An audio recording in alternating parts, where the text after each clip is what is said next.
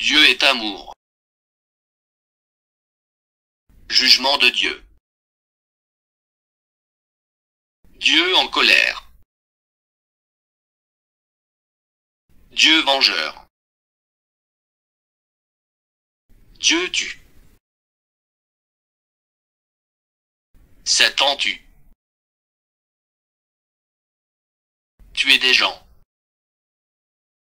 Un théologien végétalien donne des réponses. Gott liebt doch im Alten Testamentier opfe, so wir zumindest beopte. Ist dann die Osage im Neuen Testament Fall, das Abelmin on la main besropfe d'arge bratat alkien, der Früchte vom Feld opfert, dami ist doch der Beerbrat, das diese Tier opfe Gott Jeol war. Wis en si daer strikert? Lisons les passages de la Bible qu'ils signifient, lettre aux Hébreux, chapitre 11, verset 4, du Nouveau Testament juif allemand. Il est écrit, en faisant confiance, Abel a offert un plus grand sacrifice que Caïn, il a donc été justifié et Dieu lui a donné ce témoignage sur la base de ses dons. Parce qu'il avait confiance, il parle encore aujourd'hui, même s'il est mort. Quelle est la différence entre les sacrifices de Caïn et d'Abel?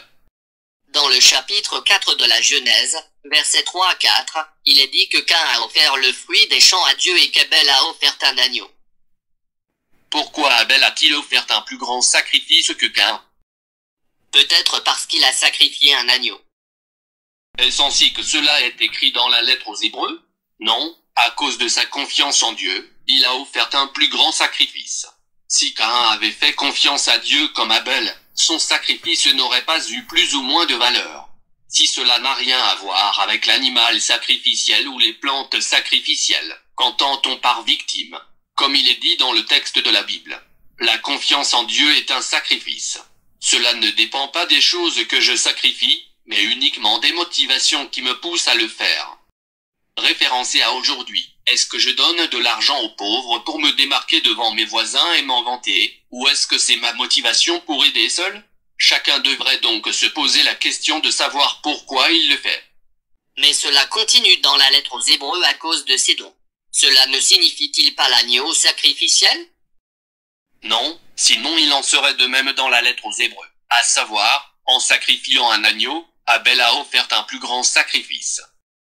Mais ce n'est pas ici, quelle que soit la traduction de la Bible qu'il consulte. La confiance en Dieu est signifiée par le sacrifice et le don d'Abel. À l'époque, jusqu'à présent, un agneau ne pouvait ôter aucun péché.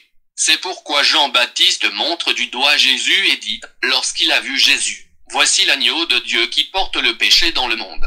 Évangile de Jean, chapitre 1, verset 29. Seule la foi en Jésus, au Messie ou au Créateur avant que Jésus ne soit ici dans ce monde sauve une personne de la mort éternelle. Peu importait donc ce qu'Abel et Caïn sacrifiaient, qu'il s'agisse d'animaux ou de végétaux. Mais le sacrifice d'Abel a reçu plus d'attention devant Dieu. Certaines traductions disent que Dieu a accepté le sacrifice d'Abel. Cette traduction est imprécise par rapport au texte juif de base. Voici ce que dit la traduction juive de Martin Buber. Dieu a prêté attention au sacrifice d'Abel. Quelques versets plus tard, Dieu a prêté attention aux pensées de Caïn, puis à ce qu'il a fait lorsqu'il a assassiné son frère. C'est comme une mère. Lorsqu'un enfant fait des bêtises, elle y prête une attention particulière.